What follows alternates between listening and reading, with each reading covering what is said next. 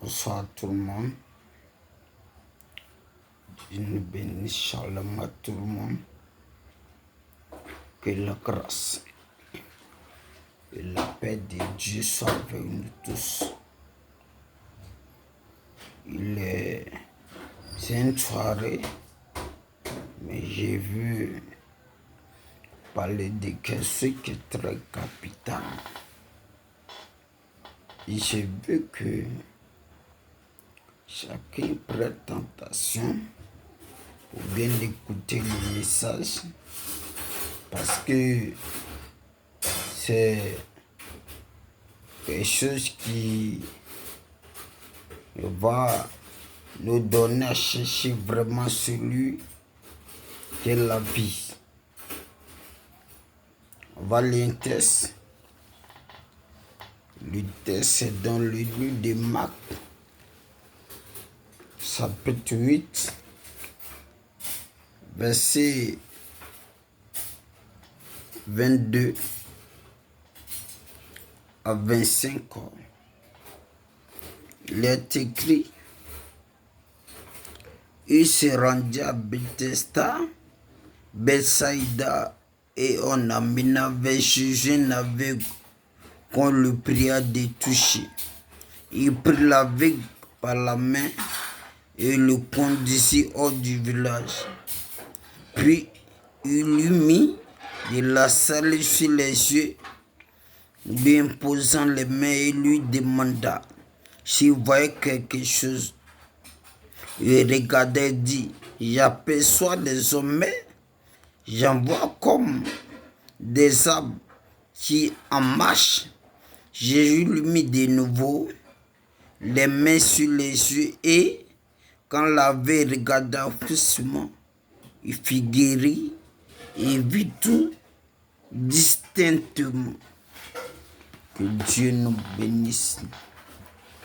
Ce soir, je vais parler d'un thème qui est vraiment capital. Mon thème, c'est sois aveugle au pouvoir. On peut illustrer ça aussi dans le livre de Jean, chapitre 9, verset 1 à 41. D'abord, on va définir qu'est-ce qu'un aveugle. Parce que le texte nous dit clairement que Jésus-Christ s'est rendu à Bethsaïda. Il a croisé un aveugle et lui a imposé les mains. Cet homme a commencé à voir. Il lui a redemandé la question. Si vous voyez, il a dit, il a commencé pas trop. Il a refait la même chose. Et Dieu a fait grâce, cet homme a vu clair. Et comme je disais, le thème c'est soit aveugle le pouvoir. Cet homme, l'état aveugle. Et Dieu, par sa plus grâce, a permis qu'il voie. Mais est-ce que toi qui vas m'écouter ce soir, es-tu aveugle ou bien tu vois? C'est pourquoi j'ai donné pour thème sois aveugle pour voir. On va définir qu'est-ce que c'est qu'un aveugle. Un aveugle, c'est celui qui est privé de la vue physique ou spirituelle. Ici, nous avons deux types d'aveugles. Un, l'aveugle physique, comme le cas de ce monsieur. Qu'est-ce qu'un aveugle physique? C'est celui ou celle qui a perdu la vue physique. Ça veut dire les yeux, il ne voit pas clair, il ne perçoit rien, il ne peut pas regarder les loin parce que tout est fermé. Et cet homme-là qui a vue physique, il a les yeux mais ne voit pas donc. C'est celui qui a perdu la vue physique.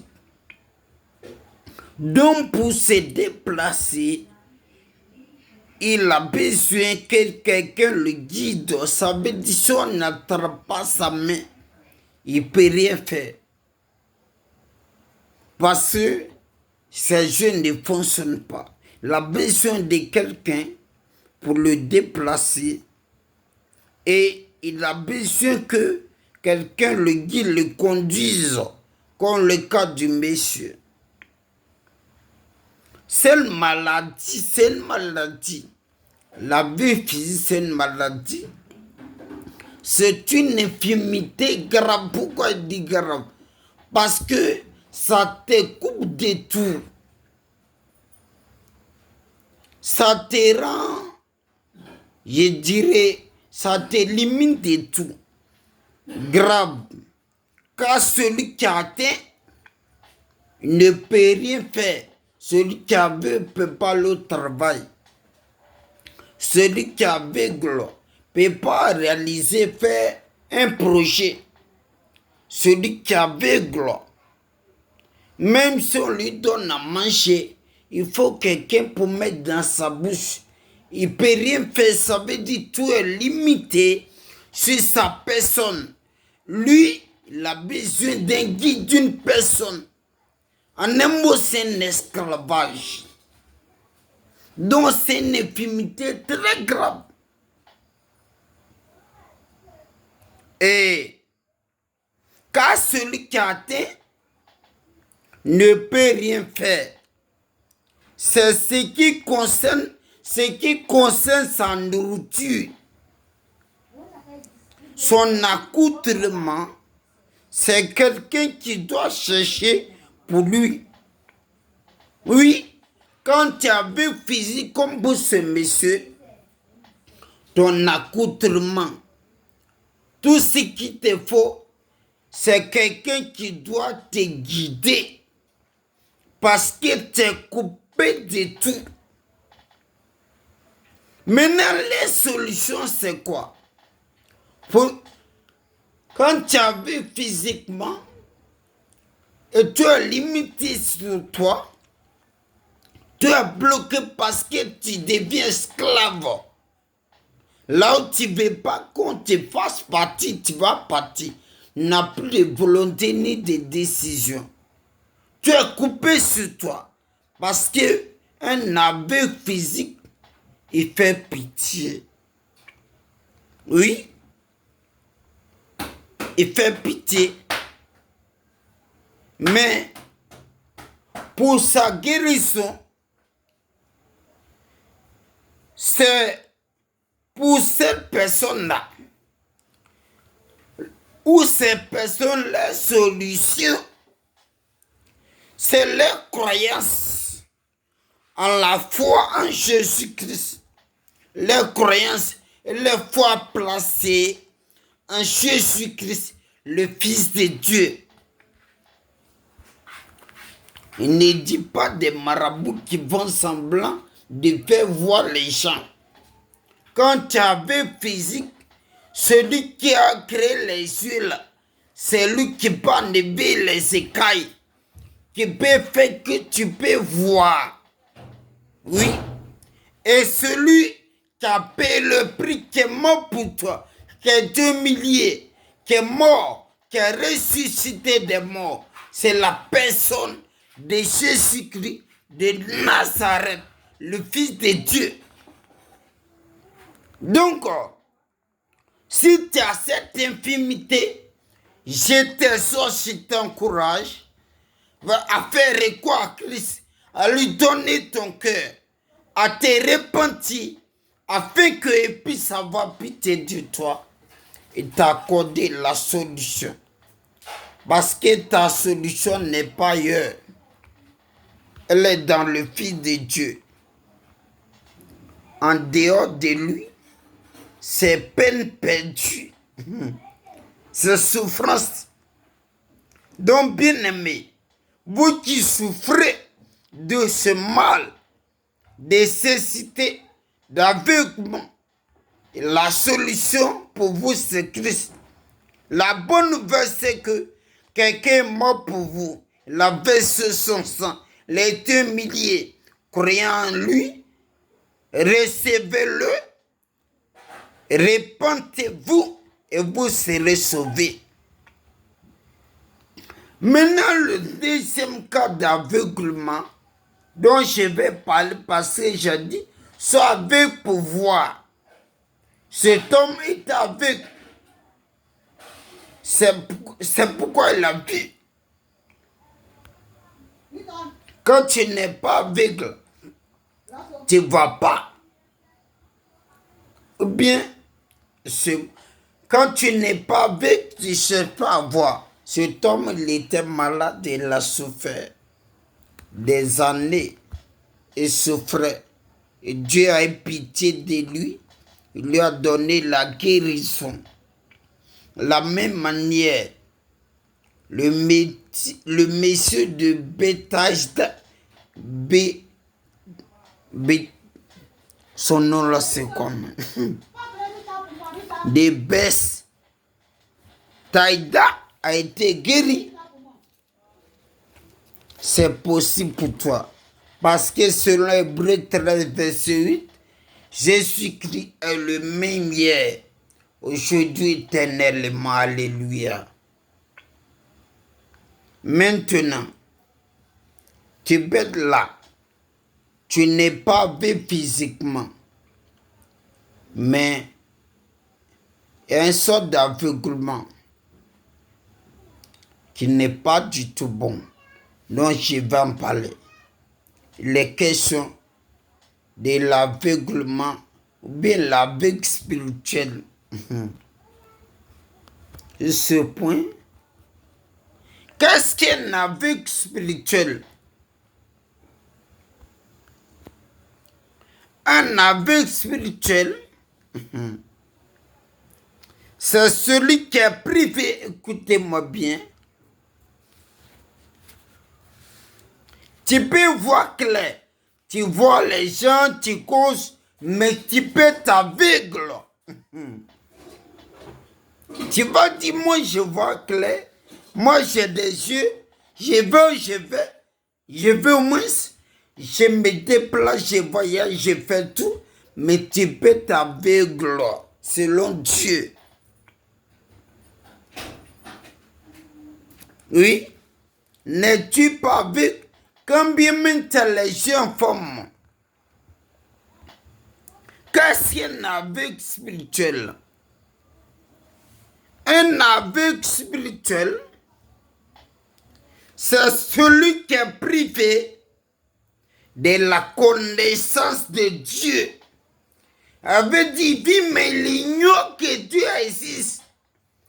Il ignore l'existence de celui qui l'a créé. Il ignore l'existence de celui qui l'a fait. Il ignore celui qui est l'auteur de sa vie. Tu vois que les métiers, celui qui est privé de la connaissance de Dieu et de la révélation. Pas connaître Jésus, c'est par révélation. Et de la révélation du Sauveur béni, qui est la personne de Jésus-Christ. Tu parles à l'église, fais tout. Tu n'as pas la révélation de Jésus, tu es aveugle. Et quand je vais décortiquer un peu des mots, que tu as vu, tu vas savoir. Donc la vie spirituelle, c'est un qui a privé la connaissance de Dieu, et la révélation parfaite vraie de celui qui a quitté le ciel. Oui, qui a pris la forme, la chair, qui est la parole éternelle, fait chair, venu mourir pour nous les pécheurs, qu'on soit sauvés. Et quand il est privé de la révélation de Jésus, tu es aveugle.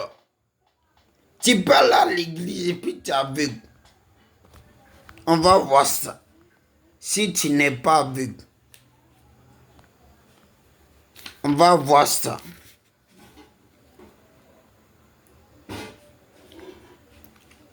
Qu'est-ce qui caractérise un aveugle spirituel? Ce qui le caractérise, quand nous prenons Romains 1, verset 8 à 22, tu es là-bas. 2 Corinthiens 4, verset 4. Et vers Lisa. 2 Corinthiens 4, 4. Qui est vraiment un bon texte. 2 Corinthiens 4, verset 4. Il dit quoi? À partir du verset 3. Voici ce que l'apôtre Paul, le serviteur de Jésus-Christ, par révélation nous a dit. Il dit que, à partir du verset 3, si notre évangile est voilé, ça veut dire que, et encore voilé, ça veut dire qu'il y a beaucoup de notre évangile encore voilé. Voilé veut dire que on a mis voile. On ne voit pas ce que ça veut dire. On ne connaît pas l'importance. Ce qui en découle, on est à 100 de ça. Il dit, il est voilé pour ceux qui périssent. Ça veut dire, tu entends, mais puisque tu n'as pas encore la grâce et la révélation de Christ pour le recevoir, tu péris. Pour les incrédules, ça veut dire ceux qui entendent, mais lesquels ne sont pas ouverts pour recevoir ce sauveur béni, dont le Dieu de ce monde s'appelle Satan, aveugle l'intelligence, et afin qu'il ne vise pas briller la splendeur de l'évangile et la gloire de Christ, qui est l'image de Dieu. Dans ce monde-là, Satan, qui s'appelle le prince de la puissance de l'air, il aveugle plusieurs, y compris même chrétiens, pour ne pas qu'ils voient la splendeur. Ça veut dire, la vie qui découle de l'évangile, la délivrance, le salut éternel, la liberté que Christ nous a donné, oui, en mourant ressuscitant. Oui, c'est révélation qui nous dit que nous qui étions morts à cause de nos péchés, par pure grâce, nous qui acceptons le Christ, nous avons la vie éternelle.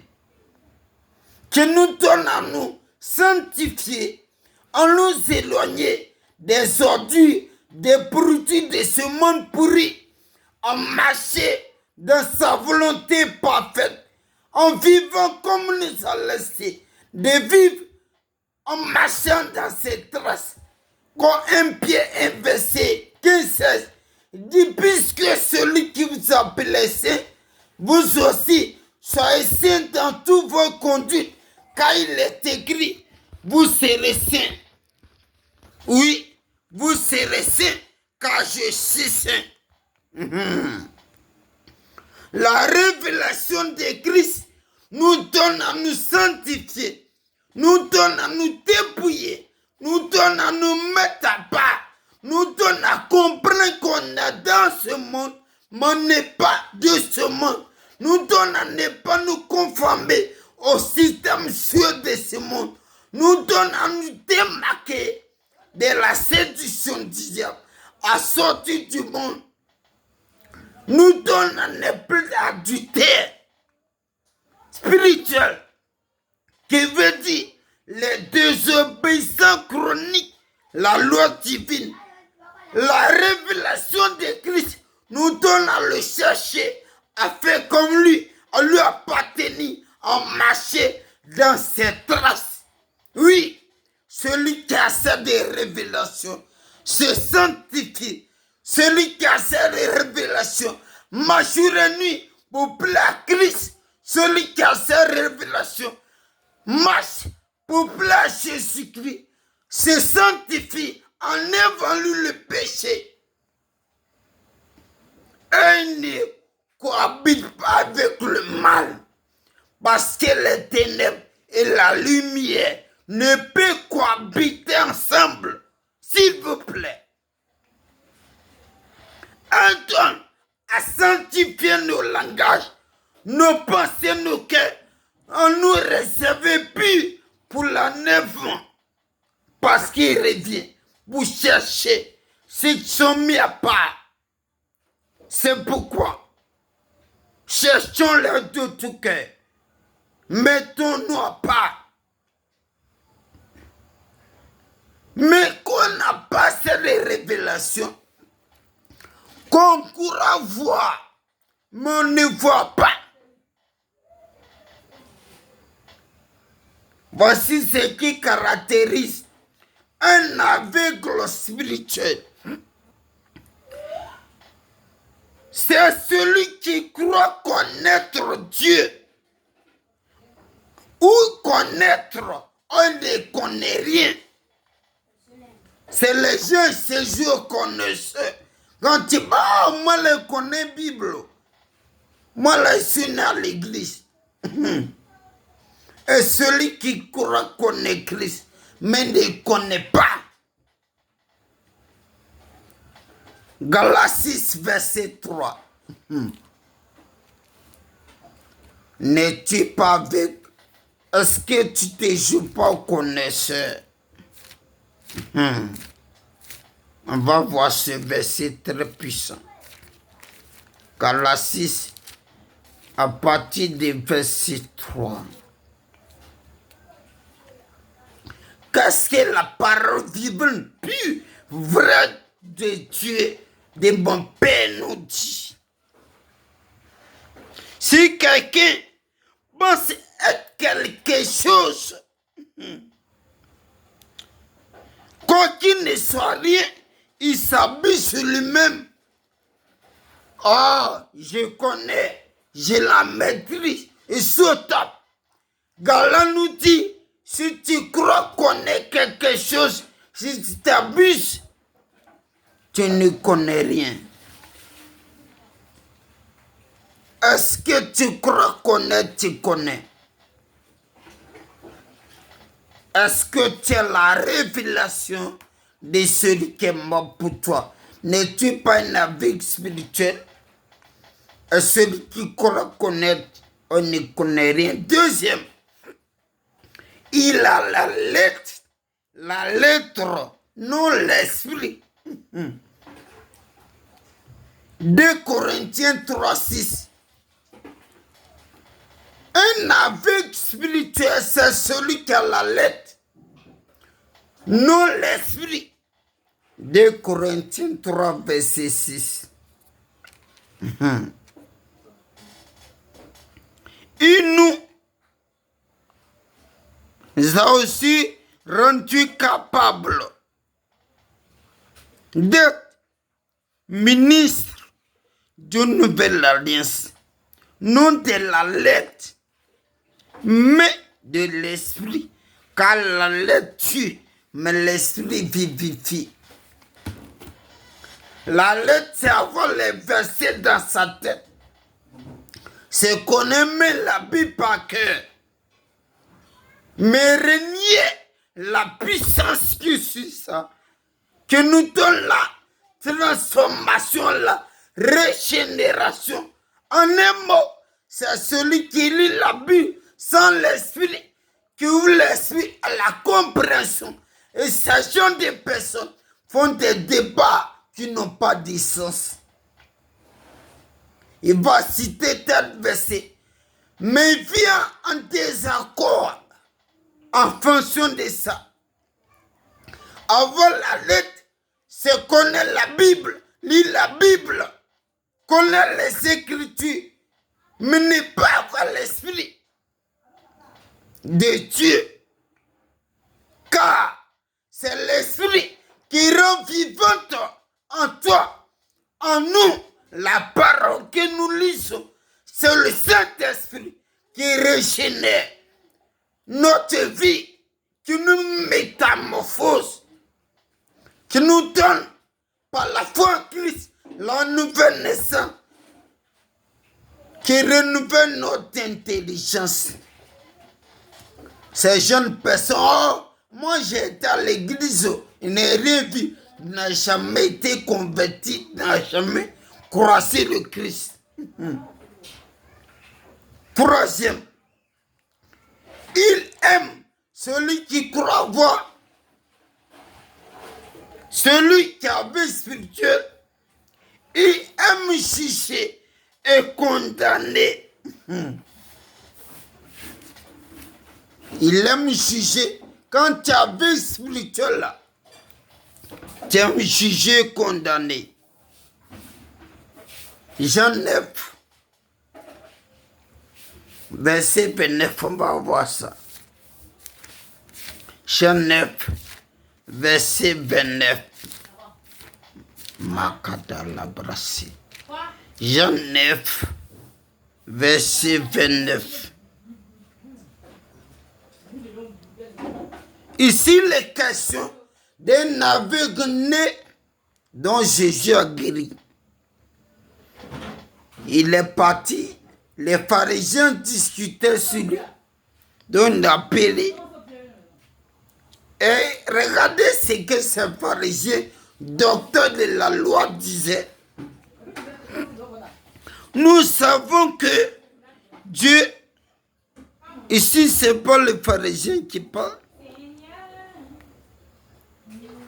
Nous savons que Dieu n'exauce pas les pécheurs. Mais celui-ci, excusez-moi, c'est le pharisien qui parle. Nous savons que Dieu a parlé à Moïse. Mais celui-ci, nous ne savons d'où il est. Jésus est venu. Quand ces pharisiens croient connaître, on ne connaissait rien. On commence à juger, calomnier Christ. Oh, il est faux. Oh, c'est Belzéboul. Il est comme ça. Dieu a parlé à Moïse. On ne sait pas qui il est. Celui qui a vu spirituellement. C'est lui qui juge tout le monde. Il est toujours saint. Il est propre. Tout le monde est pécheur sale. Il se reproche rien. Il ne rend jamais lui quoi. Il est parfait selon lui. C'est-à-dire en dehors de lui à personne. C'est un aveugle spirituel.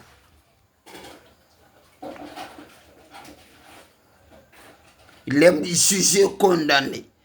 Dernier point, il se croit juste à ses projets. Il se croit juste à ses projets.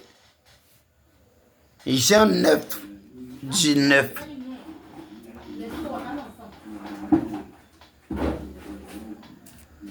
Et il les interrogeait, disant, est-ce là votre fils que vous dites que né avec? Comment donc voit-il? Les pharisiens là. Il a dit l'autre, il aime juger, condamner, tout le monde est sorcier, méchant, il est trop bon quoi. Et aussi, il croit du juste à ses projets. C'est l'un des caractéristiques. Elle dit, lui, les saints, purs. Qu'on dit, demandez pardon, Dieu, moi aussi. C'est nous les justes là. Quand il a fait que je n'ai rien fait. Ça dit, quand les pharisiens ici, pour juger un pécheur, d'ailleurs ils ont dit, rends gloire à Dieu, car nous savons que cet homme est un pécheur. Ça veut dire qu'ils sont propres. Et ils sont justes. Jésus a sué. Par conséquent, ceux qui le suivent, selon ces pharisiens, sont perdus. Oh, c'est très faux. Bien-aimé, as-tu un aveugle spirituel ou physique? Est-ce que tu n'es pas dans le deuxième cas? Mais Jésus t'aime. Dans ces deux cas, là où tu te trouves, humblement, rentre en toi-même. Commence à chercher Dieu, à t'humilier, à te repentir, afin que le Fils de Dieu puisse t'affranchir. Que Dieu nous bénisse. Que Dieu nous bénisse. Amen.